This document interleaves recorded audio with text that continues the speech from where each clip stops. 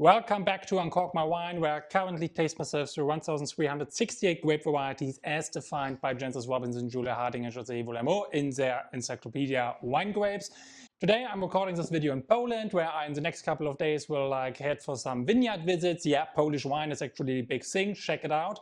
But actually I'm also just coming from Switzerland. And so today's topic is again a Swiss variety, a fairly typical one this time, not one of these weird indigenous varieties that you never heard about. No, we are talking about what probably is Switzerland's signature grape variety, Chasselas. So, and Chasselas is a grape variety closely associated with Switzerland. We will talk about where it actually comes from in a bit, but first let's talk about some of the most common synonyms that you will meet in the world of wine when speaking of Chasselas. Because if I have a look at the book, actually, Jancis and their team, they are listing something like, I would guess, 60, 70 different synonyms for this grape variety. So let's quickly have a look which ones are the most important one for you to know. Have you ever tried a good Chasselas, or you know a producer that produces outstanding Chasselas? Let us know in the comments and share your experiences and insights with other ones and with myself. Highly appreciate it. Also, remember to subscribe to the channel if you like what you find here. I will continue to taste myself through this book with its 1,368 grape varieties over the next couple of years. Chasselas, the French name, is the name for the grape varieties that you most commonly will find in Switzerland and also in France, of course. But then there is also the German name that you should definitely be aware about, Gutedel. Gutedel, absolutely the same grape variety as Chasselas. It is just the German name for the variety, and Gutedel is especially popular in southern Germany, in the wine-growing region of Baden. And here there is one sub-region called the Markgräflerland, which is basically one of the most southern German sub-regions for wine growing, located really around the city or a little bit north of the city of Basel, directly by the Swiss border. And here we immediately see the connection between Gutedel and Chasselas. Chasselas is a classic Swiss variety, but then also grown on the German side of the German-Swiss border region. And another synonym you definitely have to be aware about is Fendant. Again, another French name for the variety, and actually this name is today protected in one specific sub-region of Switzerland, the region of Valais, or Valais, how you call it in German. Fendant is a reference to a certain characteristic of the Chasselas grapes when they are ripe actually, and you take them between your thumb and your index finger and you squeeze them. Normally when you take grapes between your thumb and your index finger and you squeeze them, they will burst, but Chasselas actually is splitting. And the French verb fendre means actually to split, and this explains why Fendant is also a typical synonym for Chasselas, especially in the subregion of Valais in Switzerland. Good, but let's have a look what Jancis and the team are writing about the grape variety, quoting from the book. French Switzerland's characteristic variety producing soft, occasionally distinguished, but often pretty ordinary whites, widely grown for juice and the table. And this makes it actually a tiny bit difficult to really nail down how much acreage we have of this grape variety, because a lot is actually grown for table grapes. So a fairly tasty grape variety, so it could just be that when you next time get some table grapes in the supermarket, it could actually be Chasselas and you just don't know it.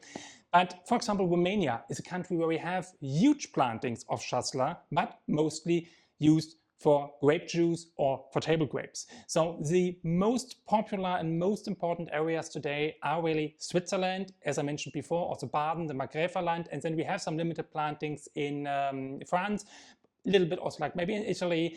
There is something in California, but really if we focus on Switzerland and surroundings, the French side and the German side, then really this is where Chasselas is to be located as a grape variety. And then there's a lot of debate going on where this grape variety is actually coming from. Jancis and her team are pointing out that already 1539 there might be a reference in Germany to a precursor of Gutedel. Then for the first time we definitely have it mentioned in 1650 as Gutedel in Historia Plantarum Universalis. Chasselas appeared for the first time in 1654 as a word, and Fendant is definitely in use since 1800. So we definitely know that this grape has been around for quite a while, but the question where it is now really coming from remained for a long time hot topic of debate. There were different theories. One of them, for example, is that it comes from Egypt. This theory could be falsified by now thanks to genetic analysis. Another theory is that it comes from France, especially from around the city Chasselas in the Mâcon area in Burgundy. Also, this hypothesis is today more or less rejected. And the hypothesis that today is in place that is most likely for the origin of Chasselas is that it comes somewhere around the area of Lac Léman, Lake Geneva. And this idea is basically also supported by a fairly simple approach to genetics, and that is that we find the highest diversity of mutations in genetics offsprings of a grape variety where it comes from. And this is definitely the area around Lac Léman, especially the wine-growing region of Vaud in the French-speaking part of Switzerland. But time to get something in the glass actually. So with so much Chasselas in Switzerland and in Baden to try from, naturally the list of references that Gentis and her team are giving like 12, 13 years ago when they published the book is nearly endless. So I made the decision to taste a Chasselas from Switzerland. I have here actually a bottle from a producer from the Bielersee AOC in the Three Lakes area, Anne-Claire Schott. She is a Demeter-certified winemaker with around 8 hectares today that she's running there. And I have tasted her Chasselas like many times before, and I'm always like very, very astonished by it for its complexity and the style she has. So therefore I have chosen to feature a wine by this producer this time and to deviate a little bit from the list of recommendations that Gentis and her team are giving in the Wine Grapes Encyclopedia. So let's have a look. I mean, color first as usual. Fairly pale color in the glass, like a little bit lemon greenish, some greenish reflections, somewhere in between greenish and lemon from the color. In the nose, it's not like pouncing out of the glass with like being highly aromatic. So I definitely would call it like a medium aromatic grape variety. Fits also like a little bit with the general description that Gentis and the team have given in the book. First thing that really like strikes you in the nose is actually just like a fruity profile. Lots of green apple, lots of green pear, a little bit of sour peach maybe in that regard. Not too lemony actually. It's really on this like fresh, like acidic apple kind of side.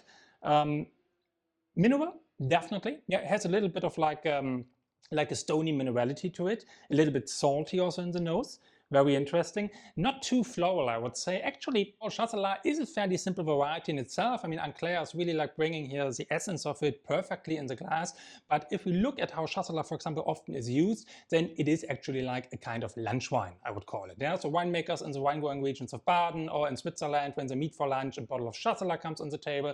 Nothing too complicated, nothing you have to think about for ages. Of course, there are some producers who really take this like more seriously and do oak aging and so on and so forth.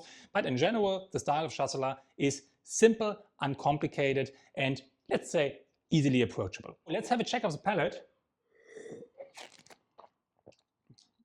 That is light, that is delicate, that is crisp, that is mineral. It has maybe like a medium to medium plus acidity. It's light body, it's no tannins of course. It actually only has 11.3% alcohol, so this also like goes again to the like light, easy, approachable wine description. And then of course it's bone dry white wine, as this is what we are tasting here in those tasting videos. Uncomplicated finish, yeah, medium, lingers around there with like the apple touch, with the fresh fruit, with the acidity that comes from that.